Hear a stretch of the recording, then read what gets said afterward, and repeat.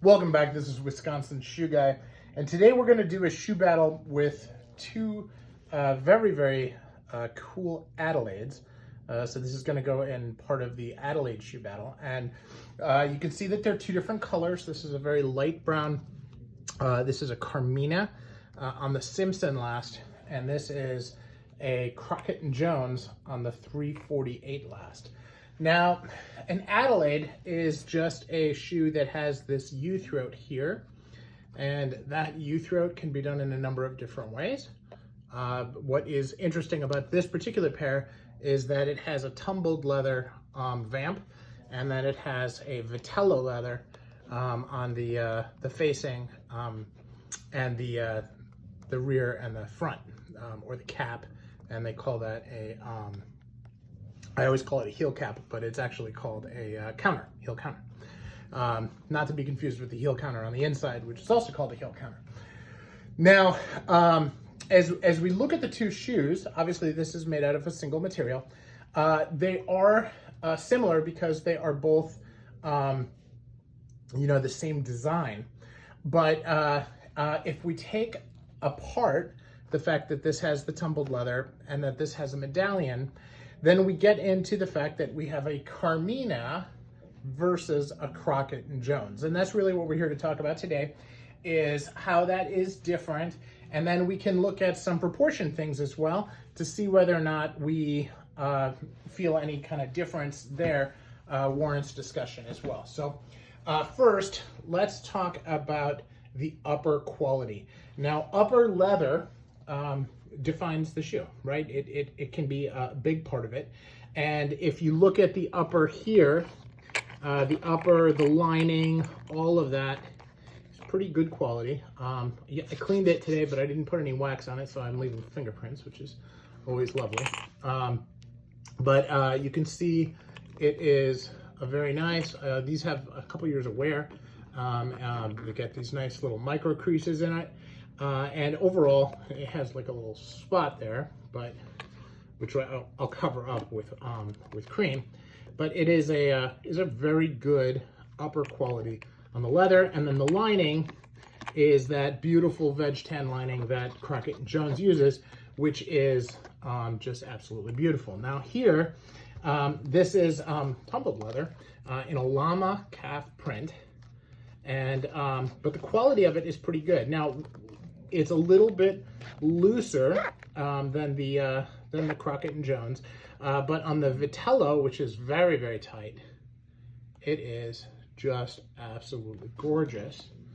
And you can see the way that is put together as well. Now, what's also interesting is the proportion.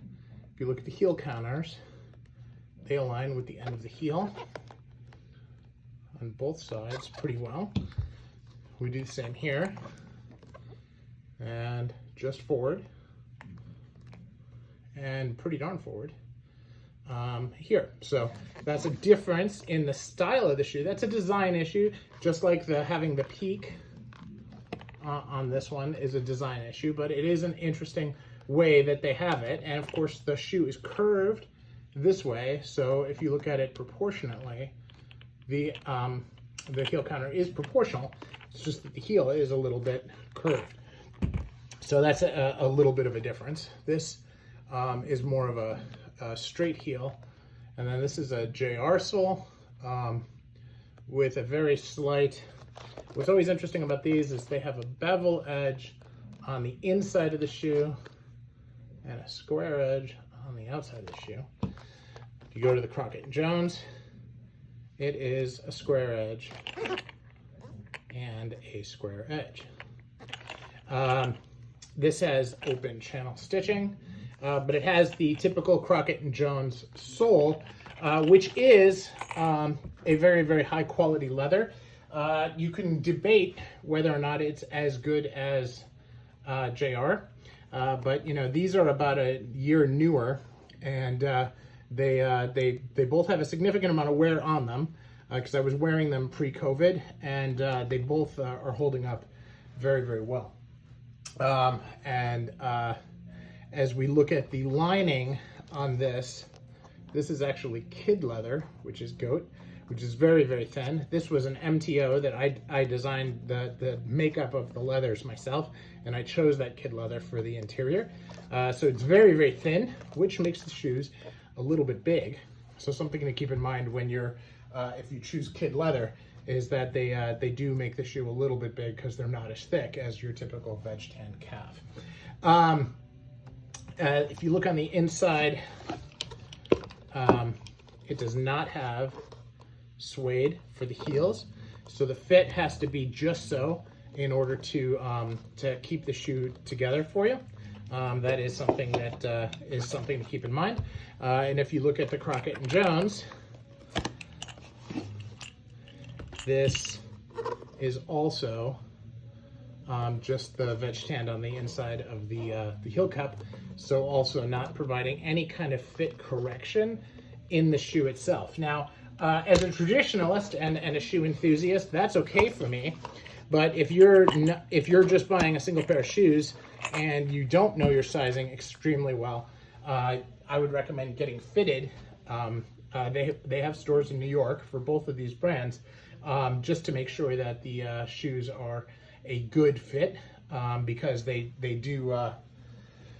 are not as forgiving as some. Now, both of these, I have a kind of a collapsed arch, and both of these actually do really well for me. And so the top line of the shoe still hugs my foot quite well, which is really nice. Now, if you look at the proportion of the cap toe, and you look at these things side by side, it is clear that the cap toe on the Crockett and Jones is a little bit longer, and it can crease because it is a little bit longer, but you can also see that even though it creases a little bit for me, it's not bad, and the leather is very resilient, and the cap still looks pretty good. So, you know, all things said and done, I would still say that, you know, that is not a downside. Now, if you're thinking about fit for the last, the Simpson last is on the narrow side of all the Carmina lasts. And a lot of times you size up a half a size, which I did here. So if you look at this, and I just even out the heels, it's actually pretty close because of how they're actually cut differently. Now, if you look at the actual width of the shoes, they're about the same. And if you look at the toes, the toe on the Carmina Simpson is just a little bit wider. And they have these nice, beautiful rises here on the Crockett and Jones, right there, here, which I think is a sharper looking shoe. But if your toes come further down the shoe, if that's the way you sized your shoe, that could make it a little bit narrower to wear. Most people have their toe, you know, back around here, and so you know, as the line of the toes is like this, that's about how it sets. So a lot of people leave that front part of the shoe empty, which is normal. But you know, again, if you're looking at these, and a lot of people like to measure the outside of the shoe versus the outside of the foot, and try to make guesses like that, if you're in the used shoe market, I would be very cautious about that. So a little bit on the narrower side, size up, and the width is about the same. The toe here is a little bit more bulbous, and this is a little bit narrower at the edge of the toe. So soles, this is you know, blind stitched, versus the other one is has open channel. The finishing on them is remarkably similar. If you look, they both have the grooves.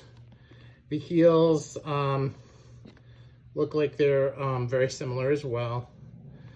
Just straight heels, but the finishing on them is the same. The Crockett and Jones has some fudging on the top of the welt, and the Carmina does as well. So, you know, finishing details are very similar. And I would say, you know, from a pure quality, the big difference between the two is going to be in the leather, because Crockett and Jones has more exclusive access to leather, because they have a big relationship with specific tanneries. Although Carmina uses great leather, and you know, different tanneries, but still provides great leather and great shoes. So not anything that I would consider to be definitively against. Now, these shoes run, I think, $475 without the custom MTO program. The Crockett and Jones, if you buy them on the Crockett and Jones website for the US, will run about $610. If you buy them from an English shoe store in pounds and you bring them over, you're probably looking at closer to $500. So it is much more comparable that way. So there's you know, a lot of options to find in order to get Crockett and Jones at reasonable prices. Shoe trees on both of them are going to be about the same price, between 90 and 110 bucks. And so there you are. I think as you look at the insole quality, the sole, you know, we could look at sole stitch density, but they're both very good. I would say, just looking at it here, the Crockett and Jones is probably a little bit denser, but it's also fudged so well that it's really hard to count it on the top. Or if you look here on the bottom, it is looser than the Carmina. So I would say the Carmina has a leg up in sole stitch density, if that is really important to you. To me, that's most important, you know, if I have a problem, and or if I'm looking at, you know, something that's hand done, and then the numbers are totally different. But you know, Crockett and Jones is not loose by any means, and it is very well put together. So at the end of the day, I think that the two shoes are comparable, but hopefully I was able to illustrate some of the differences, especially for fit, for those people who are interested. So let me know what your thoughts are, and thanks again for watching. Have a wonderful day.